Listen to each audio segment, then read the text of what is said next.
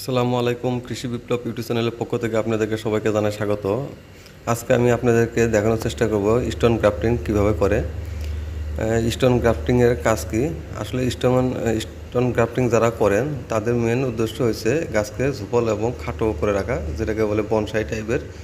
এর জন্য আপনাদের প্রয়োজন হবে এরকম একটি 1 থেকে 1.5 মাসের একটি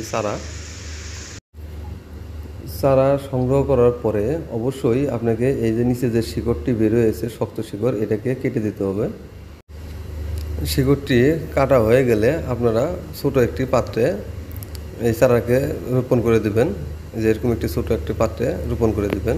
এখন আপনার প্রয়োজন হবে কাঙ্ক্ষিত জাতের ছায়াম, মানে ডাল, যে জাতটা আপনি পরিবর্তন করতে যাচ্ছেন সেই জাতের একটি ডাল, সুস্থ সবল ডাল। এরকম একটি ডাল সংগ্রহ করে নিয়ে ব্লেড দিয়ে বা ধারালো ছুরি দিয়ে এভাবে পাতাগুলোকে ছাড়িয়ে নেবেন। চেষ্টা করবেন হাত দিয়ে না ছাড়ানোর জন্যে, এভাবে ছাড়িয়ে নেবেন। পাতা ফেলে দেওয়া হয়ে গেলে আপনারা ঠিক এরকম করে ভি আকৃতি করে 2 সাইড থেকে আপনারা সুন্দরভাবে এরকম কেটে নেবেন। কাঙ্ক্ষিত জাতের এই ছায়ামটি এখন গ্রাফটিং করার জন্য প্রস্তুত। এখন আমাদের মূল যে চারা গাছটি রয়েছে তার এখানে পেট থেকে এভাবে সুন্দর করে কেটে ফেলতে হবে। চেষ্টা করবেন যাতে এবড়ো থেবড়ো না হয়। এরপরে ঠিক মাঝখান দিয়ে আপনারা একটা কেটে নেবেন। এটা যেহেতু নরম গাছ, ভিতরে যেহেতু কাঠ এখনও হয়নি, সেহেতু আমরা ঠিক মাঝখান দিয়েই এটা নেওয়ার চেষ্টা করব।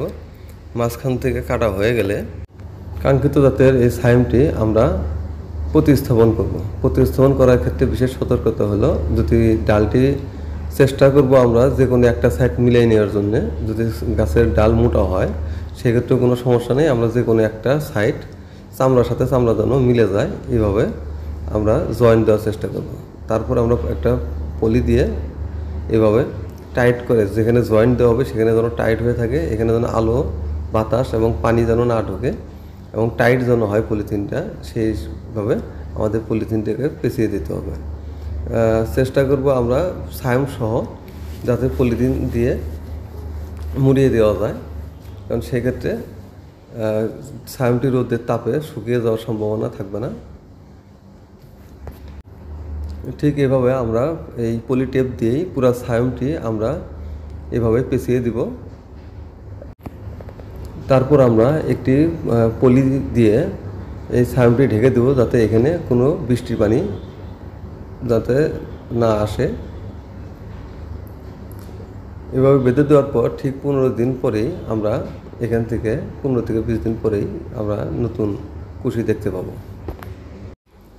10 দিন পরে দেখুন উপরের যে কুশিটি এটা বের হওয়ার মতো অবস্থা তৈরি হয়ে গেছে। আশা করি 1 সপ্তাহের মধ্যে পুরো পাতা নিয়ে বের হবে। ধন্যবাদ সবাইকে ভিডিওটি দেখার জন্য। আশা করি আপনারা স্টোন গ্রাফটিং কীভাবে করতে হয় তা বুঝতে পারছেন। ধন্যবাদ সবাইকে।